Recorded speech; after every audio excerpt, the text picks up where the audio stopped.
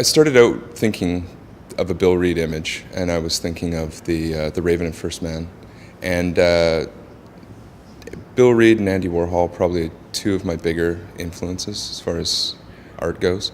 They're both, exceptional artists. I thought that there was a lot of similarities in the way that they worked, the way that they were viewed in the public, and also, again, just, how I felt about them. So by throwing them together, I thought I could create an interesting dialogue. I chose Andy Warhol's soup cans for the simple fact that Bill Reed's Raven was perched atop a clamshell. And so I thought, what a great way to use the clamshell idea as well, by combining the clam chowder. You get the great rich history of Andy Warhol combined with Bill Reed. Put those two together, and it's the kind of thing I like to deal with in my art quite often is not so much giving people answers, but like combining things to throw people a little off kilter, get some questions going. I like to catch people off guard. Quite often in my work I'll play with what you expect to see with native art and then kind of flip that on its head. I think that, native art kind of needs a bit of an injection, as far as, some contextual stuff, some humor. Once again, it's kind of drifted towards just form, just being about form, just being about perfect ovoids, things like that.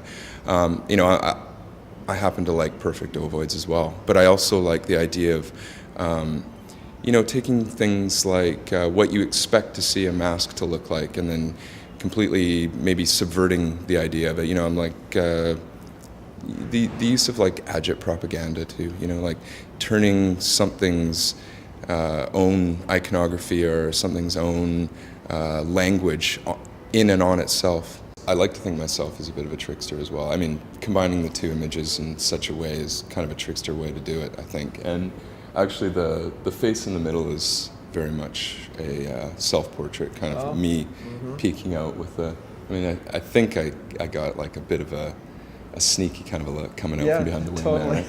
Yeah, very, very funny. This image is part of the show Continuum here at the Bill Reed Gallery. Yeah. And part of the idea of that show is kind of to challenge traditions, to break out of kind of the constraints put on a lot of Northwest Coast artists by the market. How do you think this fits in with that idea?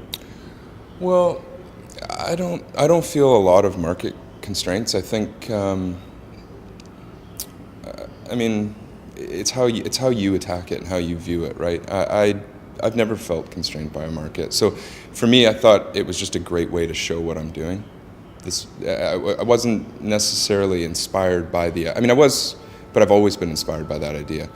Trying to push the boundaries, trying to create something that no one's seen before. That's basically what makes me create art, is I see something in my head, I don't see it in reality, so I want to create it in order to put it out there so that I can actually see it.